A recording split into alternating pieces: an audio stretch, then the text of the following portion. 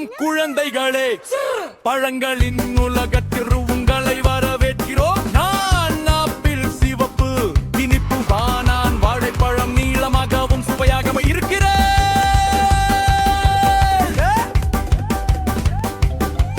நான் மாம்பழம், பழங்களின் ராஜா, நாரஞ்சு சுறுசுறுப்பான வைட்டமின் சி. நாங்கள் எல்லாம் ஆரோக்கியமான பழங்கள், நாள்தோறும் பழங்கள் சாப்பிடுங்கள். உடல் பலமாகவும் மனம் மகிழ்ச்சியாகவும் இருக்கும். பழங்கள் சுவை மிகும் ஆரோக்கியம் தரும்.